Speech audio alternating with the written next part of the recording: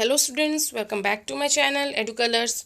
आज हम बात करेंगे क्लास 7th की वर्कशीट नंबर 2 जो कि 16 जुलाई को आपको करनी है बच्चों। और हमारा टॉपिक है सैटेलाइट। ठीक है, सैटेलाइट के बारे में हम इस क्लास में पढ़ेंगे। तो चलिए रीड करते हैं कंटेंट को। Just as all the planets revolve around the sun, similarly some celestial bodies revolve around the planets. जिस तरह से जो अर्थ है वो सन के इर्द गिर्द या जो प्लैनेट्स हैं सन के इर्द गिर्द घूमते हैं, उसी तरीके से कुछ सैटेलाइट्स भी होते हैं। ठीक है, सो कुछ सेलेस्टियल बॉडीज़ होती हैं जो प्लैनेट्स के इर्द गिर्द घूमती हैं। ठीक है, आप इस ड्राइंग के जरिए देख सकते हैं कि ये सन है और अर्थ इसके इर्द गिर्द घूम रही है, और ये अर्थ है और ये सैटेलाइट यानी कि मून ओनली सैटेलाइट है अर्थ की, वो इसके इर्द गिर्द घूम रही है। ठीक है, आगे बढ़ते हैं। There are two types of satellites, natural satellites and man-made satellites. दो तरह की सैटेलाइट्स होती हैं जो मानव ने बनवाई हैं और जो बिल्कुल नेचुरल है, जो भगवान की समझ लीजिए देन है, वो उसमें हमने कुछ नहीं किया। ठीक है, मानव ने कुछ नहीं किया।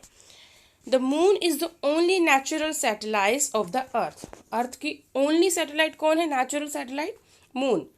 The moon moves around the earth in about 27 days. It takes exactly the same time to complete one spin.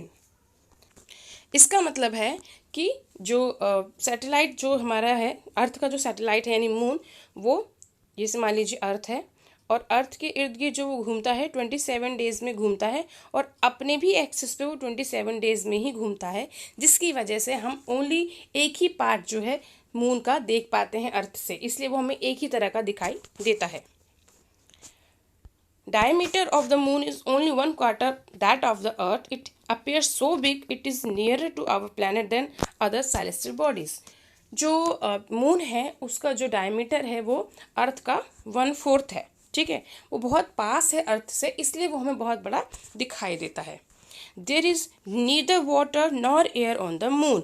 There are mountains, plains and depressions on the surface. देखिए, मून पे हम देखते हैं ना एयर है ना वाटर है, लेकिन प्लेन्स हैं, ठीक है, और माउंटेन्स हैं, ये सारी चीज़ें मून पे पाई गई हैं।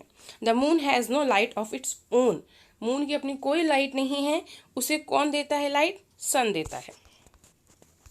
Okay, Neil Armstrong was the first person who first stepped on the surface of the moon on 20 July 1969. यानी 20 जुलाई 1969 को नील आर्मस्ट्रॉन्ग जो कि यूएसए से थे, वो सबसे पहले चंद्रमा पर पहुंचने वाले व्यक्ति थे। इनके साथ दो और व्यक्ति गए थे। नील आर्मस्ट्रॉन्ग अब इस दुनिया में नहीं है।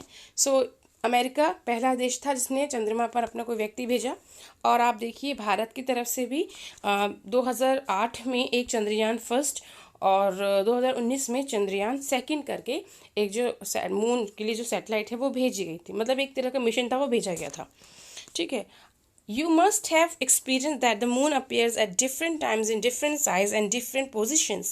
हम देखते हैं कि मून की डिफरेंट पोजीशन हम देखते हैं, डिफरेंट साइज देखते हैं डिफरेंट डेट्स पे। आप देखिए एक महीने में ही मून जो है वो एक बार आपको बिल्कुल फुल दिखाई देगा चमकता हुआ, और एक बार आपको दिखेगा ही नहीं, और कई रातों तक वो अलग अलग अपनी जो पोजीशंस हैं और शेप है वो चेंज करता रहता है। ठीक है, तो इसको हम क्या कहते हैं? जब मून जो है हमें पूरा चमकता हुआ दिखाई देता है तो उसे हम फुल मून नाइट या पूर्णिमा कहते हैं, और जब मून हमें दिखाई ही नहीं देता है रात में तो उसे हम न्यू मून या फिर अमावस्या कहते हैं। ठीक है, अब आपको यहाँ क्या करना है, आपको फुल मून की ड्राइंग करनी है।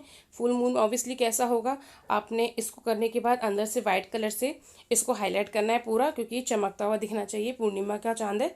ठीक है, phase of moon tonight यानी कि आज की रात का आपका जो चंद्रमा है वो छत पर जाके देखिए कैसा दिखता है, तो उसको आप यहाँ ड्रॉ करिए कि आधा दिख रहा है या थोड़ा सा दिख रहा है, कैसा दिख रहा है। न्यू मून में आप क्या करेंगे, आप इसको बिल्कुल ब्लैक कर देंगे, मतलब ये आपको दिख नहीं रहा है तो आप इसको ब्लैक कलर से ड्रॉ कर सकते हैं।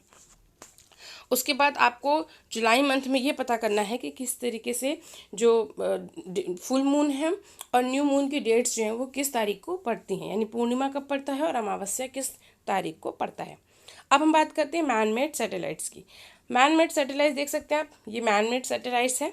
ठीक है, ये आर्टिफिशियल सैटेलाइट्स होती हैं। ये साइंटिस्ट के द्वारा बनाई जाती हैं, ठीक है। They are sent to space by rocket and install in earth orbit. Rocket के द्वारा ये स्पेस में भेजी जाती हैं। With their help we get information about the universe, और इनकी सहायता से हमें यूनिवर्स यानी ब्रह्मांड के बारे में नॉलेज मिलती है। इससे और क्या सहायता हमें मिलती है, हमें इनसे हमारे कम्युनिकेशन में, ठीक है, कम्युनिकेशन, मीडिया, जीपीएस, टेलीविज़न हमारा चलता है, इंटरनेट, हमारी कॉलिंग जो होती है वो इन्हीं सैटेलाइट्स की वजह से जो है वो स्मूथली चलती हैं, ठीक है। ये सारी चीज़ें जो हैं बहुत ज़रूरी है हमारे लिए। और इंडिया की तरफ से भी इनसेट, आईआरएस और एडुसेट करके कुछ सैटेलाइट्स जो हैं वो चंद्रमा या स्पेस में जो है वो स्पेस में जो है वो भेजी गई हैं, ठीक है। इसे मैनमेड सैटेलाइट्स बोला जाता है। अब आपको क्वेश्चन दिया हुआ है, find out some other uses of artificial satellites in daily life. तो डेली लाइफ में आप देखेंगे कि सैटेलाइट्स का क्या यूज़ है। तो आप यहाँ लिख सकते हैं, we can use the communication media. यहाँ पर आप लिखेंगे artificial uses of artificial in daily life is we can use the communication media, GPS and television, ठीक है। यहाँ तक ये आपकी एक्टिविटी 2 का आंसर हो गया। क्लियर है बच्चों? सो आई होप आपको ये वर्कशीट समझ में आई होगी। अगर आपको ये वर्कशीट समझ में आई है तो इसे अपने फ्रेंड्स में शेयर करें। मेरे चैनल एडू कलर्स को सब्सक्राइब करें। वीडियो को लाइक करना ना भूलें। वीडियो देखने के लिए थैंक यू सो मच।